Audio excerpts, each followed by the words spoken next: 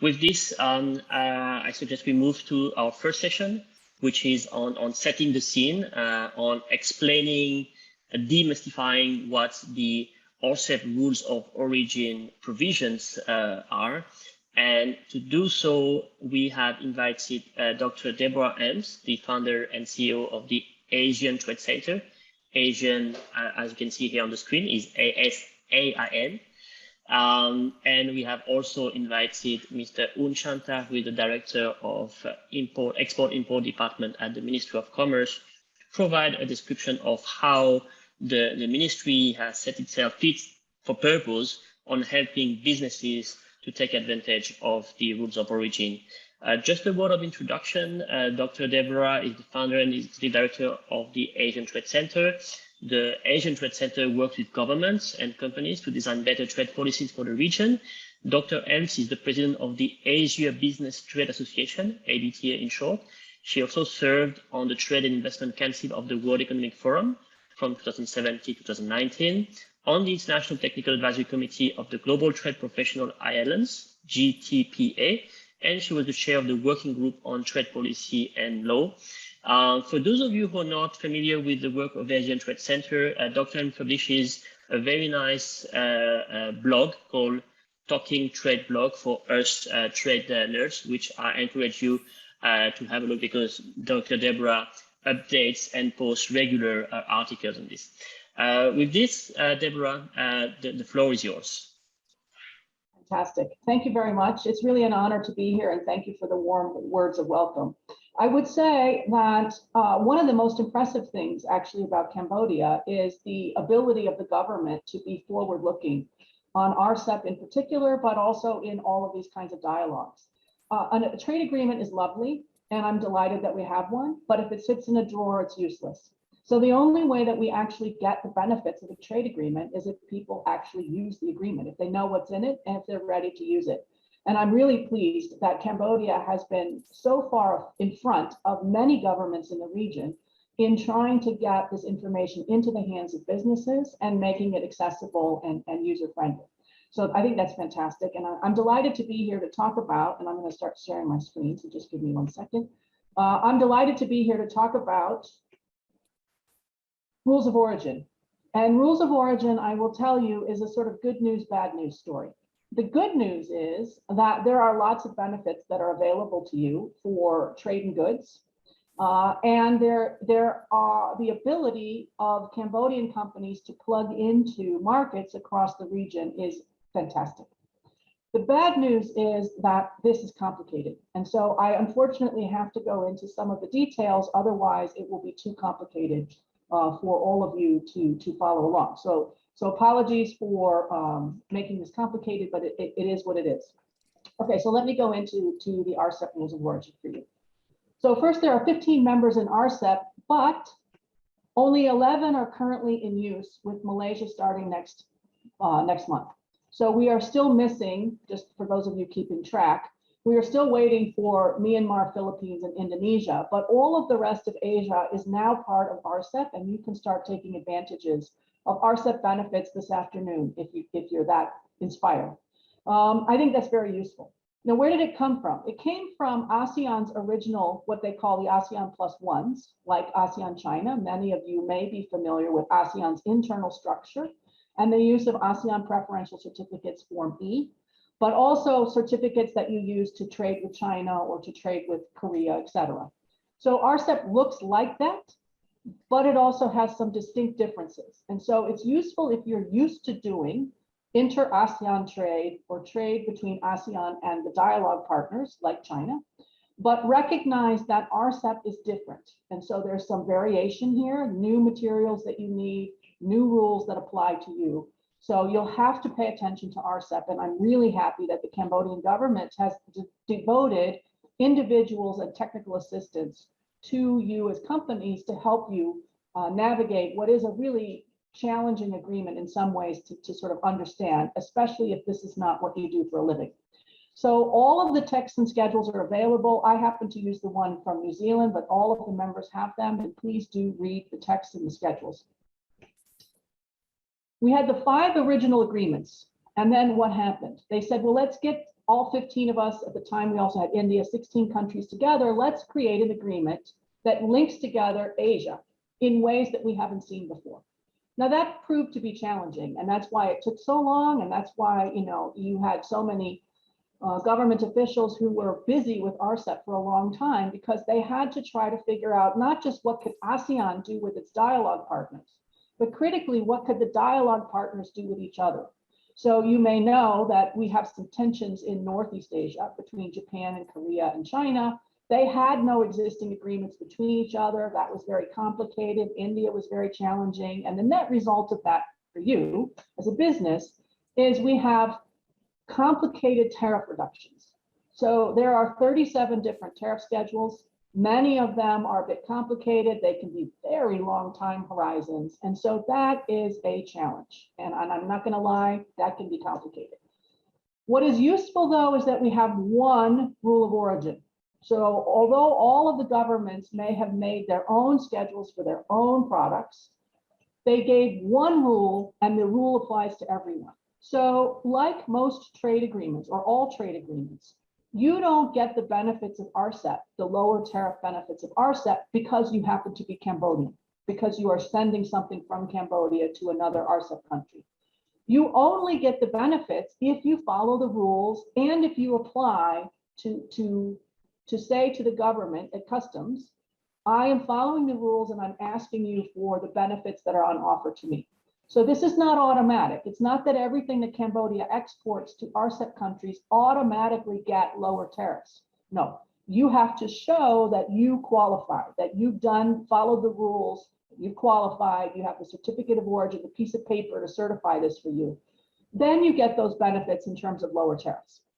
So this discussion today, and I apologize because it's going to get very technical very quickly, is important because, again, you can't get lower tariffs if you don't follow the rules. So you have to understand what those rules are. You have to understand how they apply to your business and how they apply to where you want to send the product. So that then you understand what am I getting out of this? How much money can I save? How many new markets can I access? Requires you to understand first, what are the rules that I need to use in order to apply? So let me go into this in a bit more detail. I'm going to start with something complicated. Now, I apologize for that, but sometimes when things are complicated, the benefits are actually bigger. So because we have lots of restrictions in complicated areas, an agreement like RCEP actually makes it better for you to trade. So I'm going to talk about cookies. And I'm going to talk about cookies first, and then I'm going to talk briefly about textiles. And I'm happy to answer any questions that you may have along the way. So one of the challenges that producers of food have is that they often have high barriers to trade. And this, I think, may be familiar with any of you who are trying to sell Cambodian raw materials, especially raw materials like could be tea or coffee or peppers or peppercorns or whatever. Some raw materials will have very low tariffs. But as soon as you try to process those and add value, you try to make finished tea bags, you try to crush pepper into a seasoning mix, the tariffs can escalate. And you can face higher and higher obstacles to exporting high value products. What RCEP is supposed to do is help you benefit across the whole value chain, raw materials, partially finished materials, fully finished materials. And I think that is very helpful for Cambodian companies, especially in food, but elsewhere as well. But do recognize, and I'm going to talk about, in this case, chocolate chip cookies or chocolate cookies. They are at they have it the worst, to be honest, because all of the stuff in a chocolate chip cookie is considered sensitive by many governments. Dairy, sugar, chocolate. They face so many challenges. Frankly, it's a miracle you can ever eat a foreign cookie.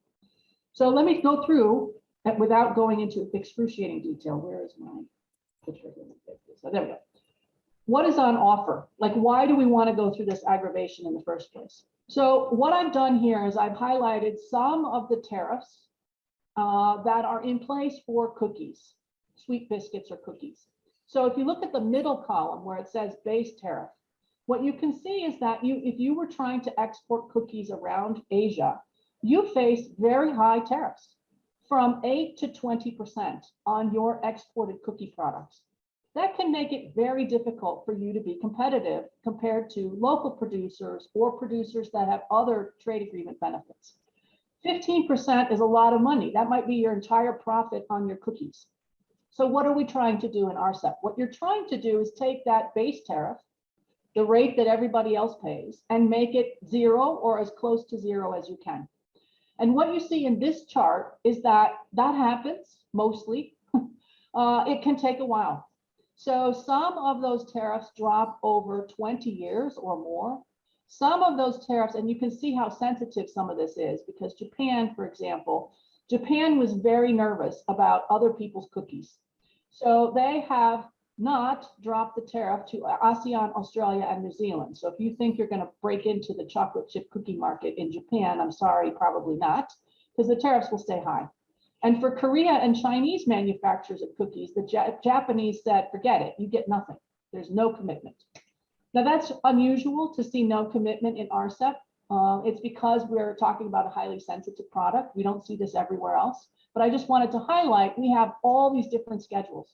So you will have to look at what is it you want to make, where is it you want to send it, and then what is the rule that I need to follow in order to make those cookies.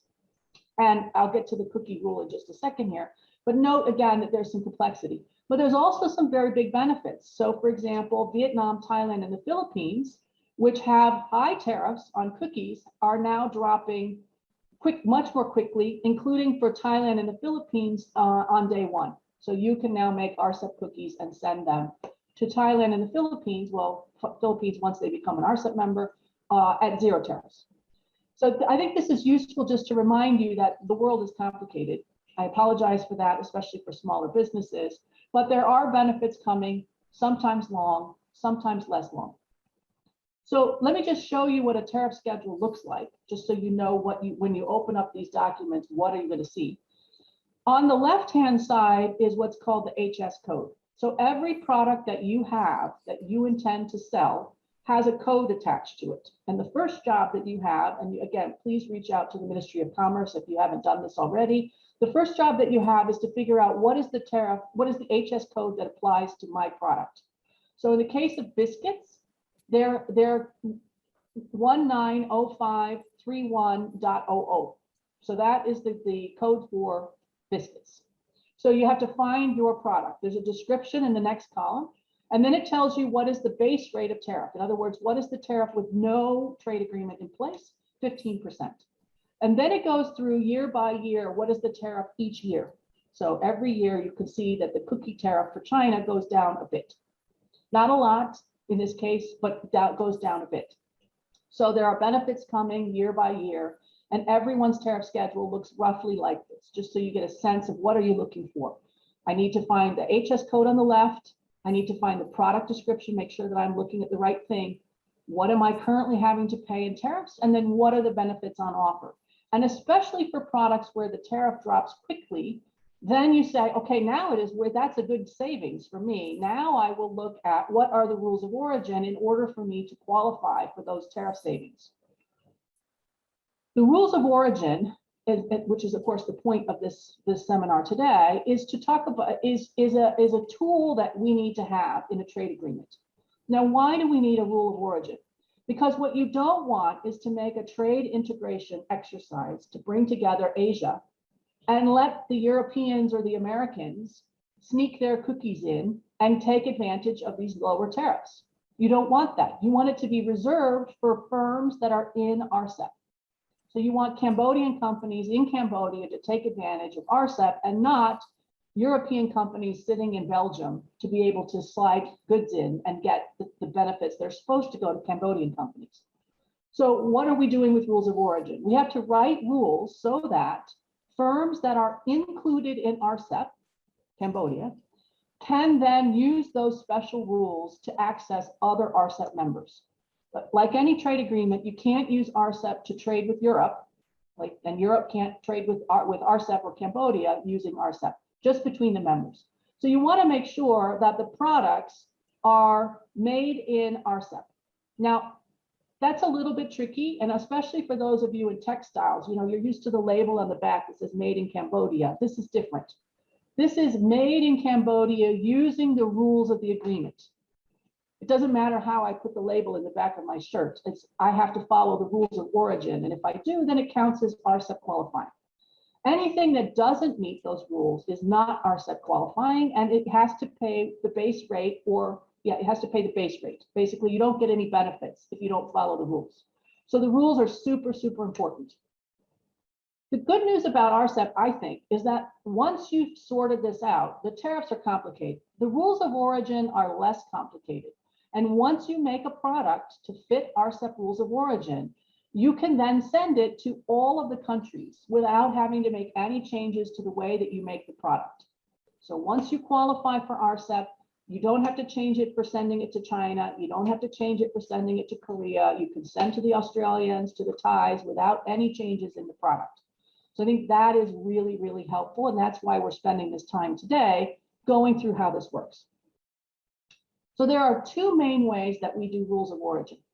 The first one is pretty simple. People kind of understand this first one. It's 100% Cambodian. The whole thing, usually for agriculture, you grew it, you harvested it, you slaughtered it, you cut the tree down, 100% Cambodian. That is a Cambodian product under RCEP rules, generally qualifies. Okay, that's called wholly obtained, 100% from Cambodia. The second one is a bit more complicated. If I make something a little more than just an onion or a carrot, and it's not 100% Cambodian. So I make a shirt, the thread doesn't come from Cambodia, let's say, or the button doesn't come from Cambodia. So it's not 100% Cambodian. Then what do I need to do? Well, I need to show that the product was substantially transformed in RCEP. So there are different ways to accomplish that. And RCEP, unlike many ASEAN agreements, often uses more than one approach. So many of you who are used to working with ASEAN agreements will know that ASEAN likes to do something called regional value content, RVC, of 40%. In other words, as long as 40% of the value of my shirt comes from RCEP countries, Cambodia plus Thailand, so let's imagine it's a Cambodian sewing and Thai thread and cotton from Vietnam, let's just imagine, then it's an RCEP qualifying shirt under RVC 40 because the content now adds up to 40. We're used to that in ASEAN. Be aware that in RCEP, sometimes we have an RVC 40 rule, and sometimes we have a second rule, and sometimes we have no RVC 40, but only a different rule. So let me get into that in a minute. The bottom line, what I'm trying to say here is, if you're used to ASEAN way of working, make sure you look carefully at the rules for your product in RCEP, because it may be different from what you're used to using. So for cookies, this is the schedule for cookies for this particular chapter. The chapter is 19. It's preparations of cereals, flour, starches, milks, and pastry cooked products. And then in there is all sorts of stuff that one makes: pasta, noodles, weird cereal things. And then 1905 is where we're looking: cookies, breads, cakes, biscuits, cookies. Okay, so you can see now it's by chapter, it's by heading. So these are those HS codes on the left again. Then you find the thing that you care about, cookies. And then on the right is the rule itself. So what is the rule for cookies? We have two separate rules. Two things you could do, one or the other. You don't have to do both. You can have RVC 40, which again, those of you used to working in ASEAN should be familiar with. As long as 40% of my cookie content comes from an RCEP country, it counts as an RCEP qualifying cookie. But there's a second way to do that. In this case, it's change in tariff heading, CTH. I won't go into all of the details about that, but basically it was different parts and components. They could be European parts and components like milk. They could be, or chocolate from Belgium. As long as I make them into something different, now it's a cookie, it can qualify at this level of detail. Okay, so it was something, it became something else, it qualifies. So in our cookie case, we have two ways to qualify for RCEP. Now that can be very helpful. We see across all of the tariff schedules, all of the rule of origin schedules, that the negotiators tried very hard to provide multiple ways for you to qualify for tariff benefits in RCEP, because they want to make sure that companies can use this, that RCEP-based firms can use this agreement and get the tariff benefits that are on offer. So they've tried to be as flexible as they can in creating these rules. So this goes into this in a little bit more detail. I'll discuss it very briefly, but I suggest that you reach out to the Ministry of Commerce if you have questions.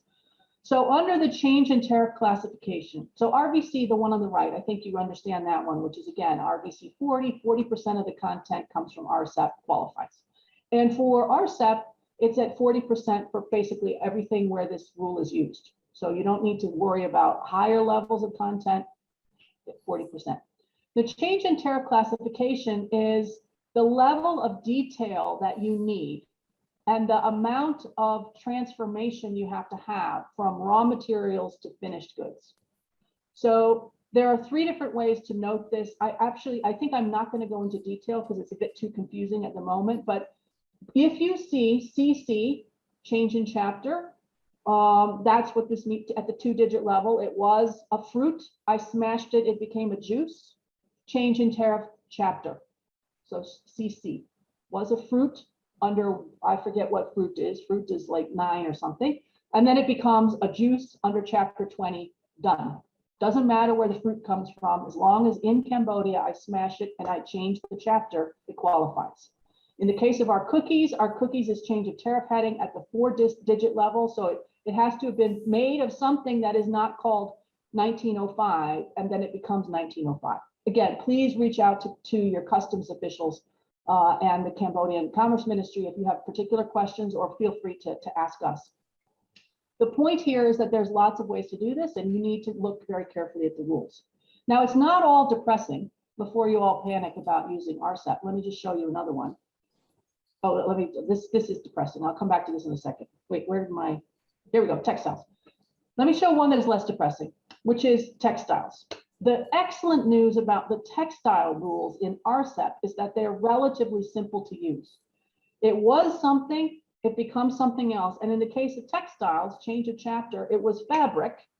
And for the most part, once you transform fabric into a finished piece of apparel, it qualifies under RCEP. And you can see that all of these chapters, 57, this one happens to show 57 through 62, all of these chapters have the same rule. As long as you transform it at the chapter heading. So if we look at chapter 57 on carpets, if it was not carpets, it was raw wool or silk, and you've now made a carpet, it has been transformed under RCEP rules. It qualifies for tariff benefits in selling carpets around the region, or shorts, or swimsuits, or knitted fabrics, or all of these different categories. For a textile producer, this is extremely helpful because Cambodia on its own doesn't make the full gamut of textiles, from yarns to fabrics to dyeing and weaving to finished apparel items. So if you have other kinds of rules, which we see in different agreements, it can be very hard to use those agreements because they require too much to be done domestically. But under RCEP, as long as you have transformed it from something into this new product, you get the benefits. And for RCEP countries for textiles, many of them have very high tariff rates in place that then go to 0. So you can then sell swimsuits into Australia and save 9.5%, for example. So lots of benefits ahead, I think, for textile producers in particular. And the point again, please make sure that you know which rule applies to your products and that you qualify for those benefits that are on offer. So after you've said, I want to make swimsuits, I want to sell them in RCEP, I find where swimsuits are, they're chapter 62. I look at the level of the rule. I say, can I meet that rule? And if the answer is yes, great. Now, what are the tariff preferences or the tariff benefits that I'm going to get for that? Once I make something that meets RCEP rules, I can send it without having to change out the buttons, the yarn, the embellishments, the whatever. The product is an RCEP product, and it can be sent then to China, to Australia, to Cambodia, to Vietnam, wherever, without having to change the way you make a product. That I think is very helpful. The last thing that I just want to mention here is how do we manage this process? you don't, again, you don't just get to show up at customs and just say, see my smiling face, I'm from Cambodia, it qualifies as an RCEP Cambodian good. No, you have to follow the rules, and then you need the piece of paper, the preferential certificate of origin that says that you qualify. So you will need to fill out that form so that you have the documents that show that you qualify. And once you do that, it should make it easier for you to move goods around the region. So make sure that you are using the right form, that you've trained your staff so that they're using the right form, and that you're not making mistakes on the form. Because mistakes can be very problematic in some markets. So make sure you're following the rules, that you document them, that you keep all the internal documentation attached to this if you need it, that you can prove where things came from, you can prove how much value was added by what, and those documents you have to hang on to. So make sure you don't lose your documents. The other things that I just want to mention very briefly before I finish is there are some other rules in customs and trade facilitation that I think can be very helpful. So for many of you who export, there are new rules that are coming in RCEP around advanced rulings, which tells you like, what's the HS code? Do you qualify for rules of origin, et cetera? And once they decide that, then it's stable for 3 years. So you don't have to keep going and asking, what is this? How do we classify my shirt? Does it meet the rules of origin every time? You get it once and then it's good for 3 years. There's also some faster facilitating at the borders so that goods don't rot while they're waiting for clearance. Much of this is meant to be electronic. And I think this is a very important point for Cambodian operators. If you are exporting a lot, especially, make sure that you get yourself qualified or that your logistics provider is qualified, your customs broker, as an authorized operator for RCEP. Because if you are an RCEP authorized operator, then the process can be much simpler at the borders as well. And so this new scheme for RCEP, I think, is going to be very helpful in moving goods across the border. Because the net result, what are they trying to accomplish in RCEP? They're trying to make it easier and faster for you to move goods around the region and for Cambodian companies to be finding new markets, to be part of new supply chains in Asia for Asia. And I think that is why they're trying to do everything they can at the government level to make it so that you can participate. The last thing I'm just going to mention is that we've been running a number of booklets, writing a number of booklets for companies on how to use some of these elements. So here's 3. You'll get the slides, I'm sure, after this. But there's specific information because I can tell you a broad picture about RCEP, but what you really want to know is the very specifics. How does this apply to my company, my industry, my sector? So we're working on industry-specific booklets and happy to work with any of you on creating those industry-specific booklets that apply to goods or specific kinds of goods, advanced manufacturing, could be textiles, services, the intellectual property rights commitments, et cetera. So please do reach out for information. It's a complicated agreement, but the benefits, I think, are worth it for most companies because you can now access Asia in a way that you couldn't before. And I think that is a huge value. And again, I'm delighted to be here today presenting with those on this call about how it is that Cambodian companies can take advantage of these benefits. So let me stop there. Thank you very much. Thank you, Deborah. Just before I go to Mr. Uchanta, there were a number of requests, Deborah, for us to share the slides that you presented today, given the complexity of some of the, slides. Is it okay with you? Yes, you should have the slides, and that's not a problem at all, because this is a very complicated topic. And so slides, and again, the slides have the booklet information, so you can also go there and see what else is being rolled out to support you. Happy to do so. Thank you. Thank you, Deborah. You've mentioned a number of features and a number of documents that traders should have access to. The preferential CO, for instance, those are some of the support that is provided by government authorities, especially the GDC, the Customs Department, and the Ministry of Commerce. And we're very happy to have Mr. Unchanta, who is the director of the Export-Import Department of the Ministry of Commerce, who is going to explain to us how MOC responds to the needs and responds to the demands from the agreements, from the rules of origin. I have a few questions for you, Director Chanta. First of all, how rules of origin apply to Cambodian-made product? We've heard Deborah already mention a few examples. What improvements does the RCEP rule of origin bring over other rules of origin? How has the MOC prepared for that? What about this preferential CO that Deborah mentioned?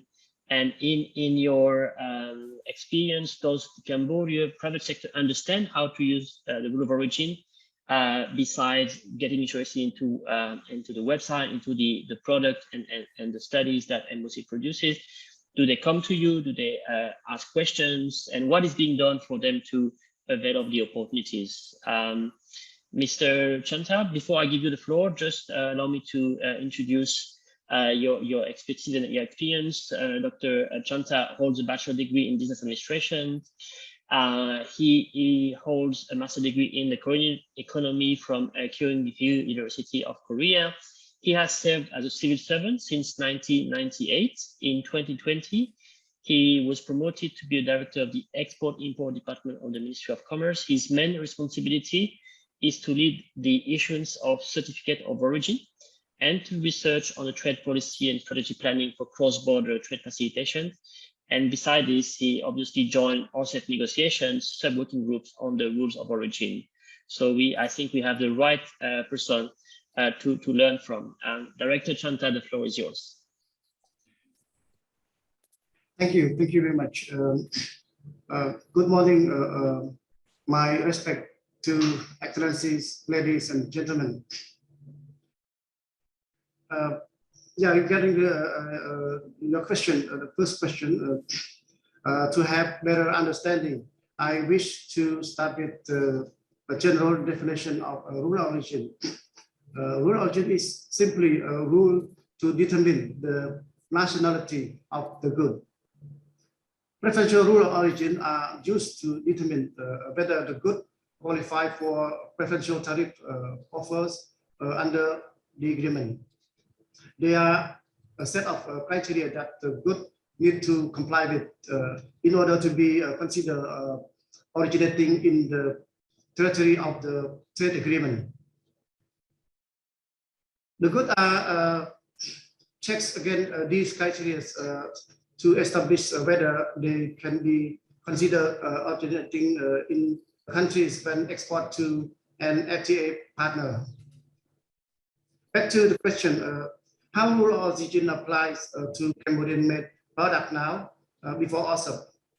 I wish to inform that currently Cambodian-made products are able to certify origin criteria and eligible for preferential tariff treatment under our existing free trade agreement, namely ATICA and ASEAN +1 FTA, to name a few, and under the unilateral trade preference, such as EBA scheme of EU, UK, TSP, and other for least developed countries.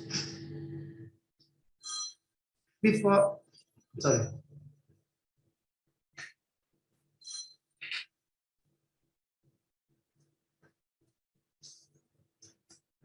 RCEP, when exporters want to export to Korea, this is an example. China, New Zealand, Australia, Japan. This is, I think, this is FTA plus ASEAN FTA +1.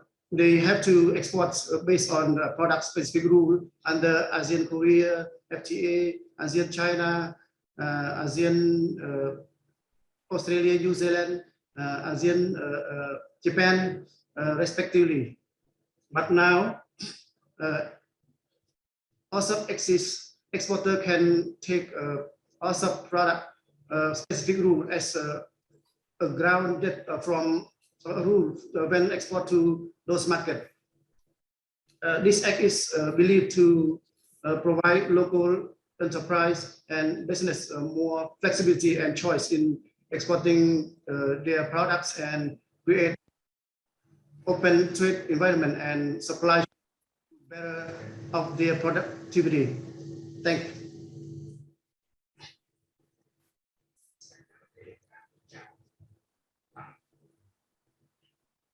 Thank you. Thank you, Director Chanta. So we understand that your department is the one handling the certificate of origin, including the preferential certificate of origin.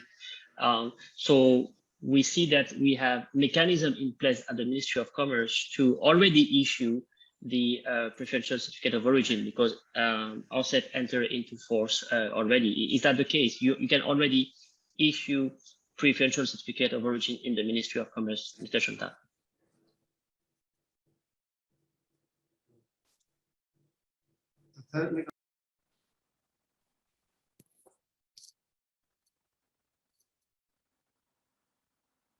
You're muted, Mr. Chanta. I'm sorry. Actually, I answers the question that you asked previous.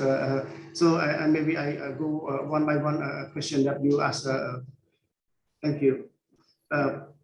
Thank for the question. Question number 2, that what is change or improvement is also bringing in terms of rural origin. I wish to highlight some of the improvement of the rural origin under RCEP. RCEP to simplify its rule of origin and streamline operational certification procedure and have a greater regional accumulation. Let me take an example of RCEP products specific rule or PSR improvement on apparel and textile products and vehicle, comparing to ASEAN Korea FTA product specific rule. In ASEAN Korea FTA product specific rule, origin criteria for apparel is changed in tariff chapter, plus cutting and sewing. But in RCEP, PSR is only changed in tariff chapter without extra specific manufacturing process. Another example, origin criteria for vehicle under AK FTA is RVC called regional volume content 45%, whereas in the RCEP only 40%. Regarding the accumulation, as you are already aware of, RCEP consists of 15 parties, so that with regional accumulation, business can take advantage of a regional supply chain, and for Cambodian made products can accumulate raw material with a greater parity than the existing FTA that has already been implemented. Lastly, RCEP rule of origin also promotes trade facilitation. In RCEP agreement, Article 3.16, proof of origin allow 3 options for documentation required of traders seeking a preferential tariff treatment, including 1, certificate of origin issued by an issuing body of each party, 2, declaration of origin by an improved exporter, and last one, declaration of origin by an exporter to or producer that subject to the implementation period. Once entry to force, all members will implement declaration origin by an improved exporter under Article 3.21 of RCEP agreement. The improved exporter shall be authorized by respective parties, and they shall have a demonstrated satisfactory level of experience in export in accordance with the law and regulation of the exporting parties, and shall have knowledge and understanding of rule of origin, and have good compliance record or others requirements. Whilst the declaration of origin by all exporter or producers in subject to the implementation period, it is also worth mentioning that 11 members of the RCEP including Australia, Brunei, Jerusalem, China, Indonesia, Japan, Korea, Malaysia, New Zealand, the Philippines, Singapore, Thailand, and Vietnam will implement a declaration of origin by an exporter or producer in 10 years after entry to force. And for Cambodia, Laos, and Myanmar, will have up to 20 years to implement the same. In conclusion, to the question I have about, RCEP will contribute a positive impact through its simplified rule of origin and operational certification procedure. And for the question number 3, you just asked this moment. So yeah, so far we announcement of entry into force of the RCEP agreement and highlight all chapter, including chapter on rule of origin. We as well published an announcement of our readiness on the automation system that allow all exporters to apply for CO form RCEP via our websites, and we also assign a focal point for supporting any inquiry raised by exporters. Through the websites, you can also find the exporters guideline in which you are introduced step by step on how to apply for CO form of all time, including form RCEP. Another preparation within the Ministry of Commerce Department of Export-Import Department has conducts various in-house training amongst our officers who are in charge of issuing certificate of origin to make sure we have a common understanding regarding rule of origin and operational certificate of origin certification procedure under RCEP agreement. For question number 4, on my personal note, I would like to say most of private sectors understand the rule of origin quite well.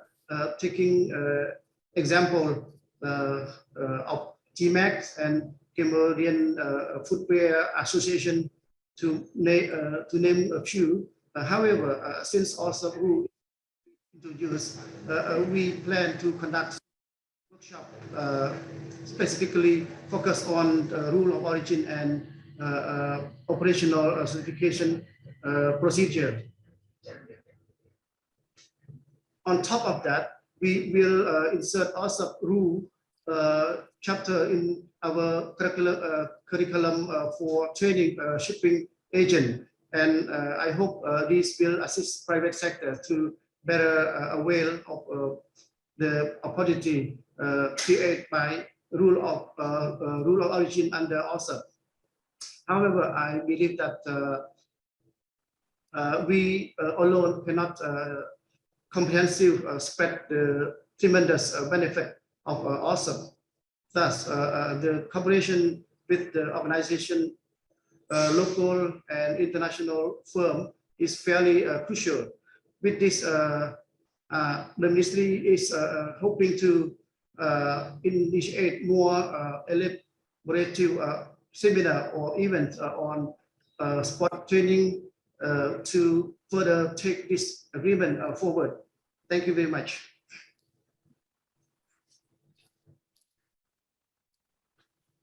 Thank you, Mr. Chanta. That's very reassuring. So we understand that not only the documentary process is ready, but MOC has also been proactive in preparing documentations, preparing training materials, so that the exporters, the traders in Cambodia can take advantage of these rules.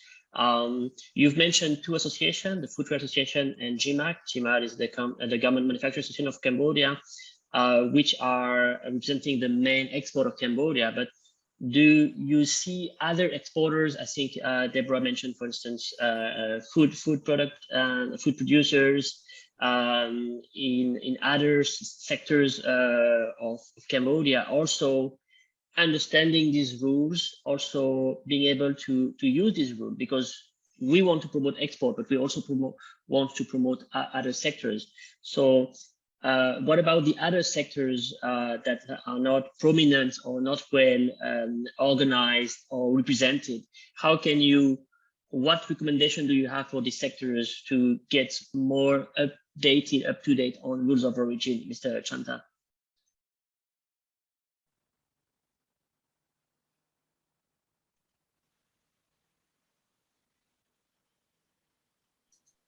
Well, as I mentioned in my answer to the last point, that we prepare to conduct a more workshop and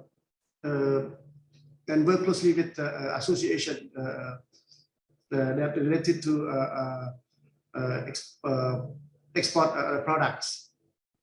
So we didn't schedule it, but we hope we will organize more and more to give our exporters well understand.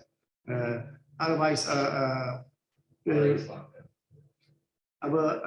exporter can come to our department to ask a question, so we can clarify what they have raised their question. Thank you. Thank you, Mr. Chanta. And while you were responding, we've got a first question from our audience, from Mr. Mark Milley. I'd like to encourage all our participants today to ask questions through the Q&A box. You can do that anonymously, or you can have your name listed there, and we will try to relay your questions to our experts. I have a question here, Deborah. I'm not sure you can see the questions. I know that this is really into two of your passions, the RCEP and the digital space. So there's a question from Mr. Mark Milley who said, do panelists expect RCEP rules of origin and growing use of digital trade tools to help companies improve resilience in their regional supply chains? This could be the focus of another dialogue, of another workshop, but I'll give you a few minutes to respond, Deborah. Thank you. I think it's a great question, and as I read it, I thought, you know, Mark, this is actually a great suggestion. What would be useful, as an example, is to have Cambodian firms who say we can meet the RCEP rules of origin, make that a sort of marketing pitch for why they should be part of a supply chain. So we've already examined the rules of origin, we already produced to meet RCEP rules of origin. That is a potential lever that you could use in becoming an attractive partner in a supply chain for all sorts of things, for raw materials or parts or components or finished products. If you could say, we've already done this work and we're prepared to be joined with any of the RCEP firms in creating products that can be then sent easily around RCEP, I think that is an advantage that firms would have that you might not find elsewhere. And especially as we come through COVID, where firms are relooking much more intensively at who's in their supply chain and what are the benefits that they get from that. They're looking for new partners. That I think could give a real advantage to many Cambodian companies that otherwise might not be on the radar.